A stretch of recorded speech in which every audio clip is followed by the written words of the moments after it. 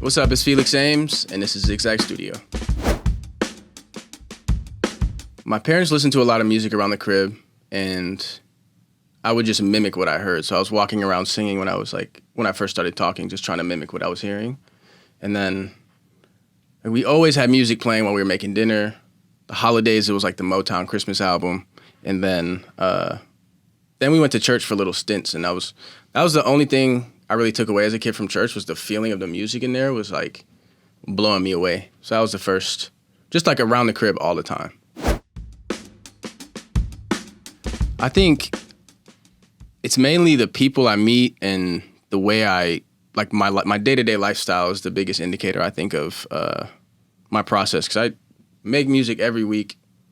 The extent or the form it takes is different, but the conversation I have directly impacts the music and the topics I talk about. And I have really great people around me. Really, I've always had great people around me, even if it's just a few. But in New York, I definitely do a lot more. And I'm outside all the time, like pulling up to galleries, pulling up to people's shows. So the more I participate in life, the more I observe.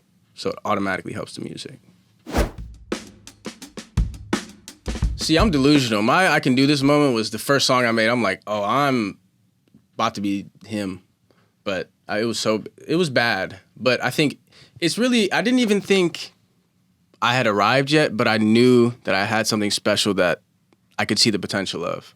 And I was like, oh, I'm in. Like, if I can do this and I haven't even done this before, imagine when I put my years in, you know? So I think that was the first one. And I did a cover of some Party Next Door song, and like, that's when I was like, oh, I like how my voice sounds. And it was for the first time I felt that, and I was like, oh, okay, well, I got to go all in on it. That's dope. D'Angelo, Anthony Hamilton, Sly Stone, Music Soul Child, and if I had one more, probably Erykah. Yeah, Erykah Badu. It'd be Burgundy, Velvet. It's in my vision boards and stuff. Like I got like Source. I feel like all I was doing was looking in the mirror, and I was having conversations with my grandpa like the last year of his life, trying to learn about my identity, like what my existence represents in the grand scheme of things, basically. Because I feel like that's what my favorite music and art in general is making sense of the world that we live in and what we represent, you know? So it was a lot of that and a lot of conversations with Calvin too. We were figuring out the sound, and a rule I developed while we were making the album was if I don't feel emotionally moved every time I listen to it up until it comes out, like it won't make the album. So we stayed true to that and just like would hang out and show up consistently, and it was like therapy sessions, you know? Yeah, I think it's always different. I'm usually smoking while I record, because I record myself and mix myself at the crib.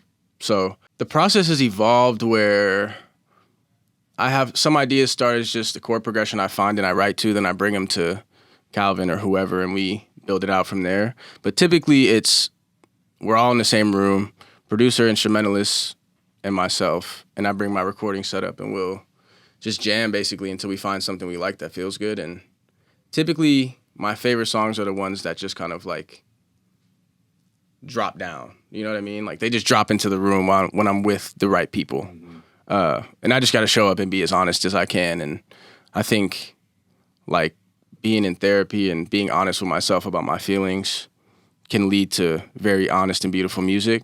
And also very honest and beautiful music can lead to realizations about myself that I didn't know. You know what I'm saying? So it's very positive.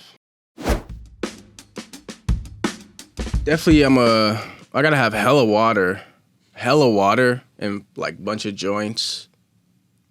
Food too, because I forget to eat. And then it's like, we start at 1 and it's 5, 6 p.m. and I forget to eat, and then I feel horrible by like 8.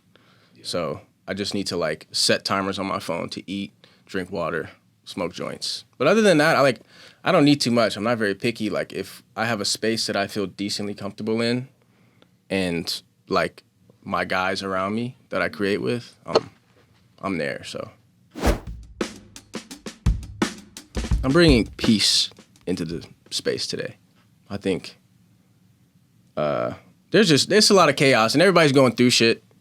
And I think for me, I'm trying to just show up and bring my honest self here and, bring my gift and do what I do. So it should be good.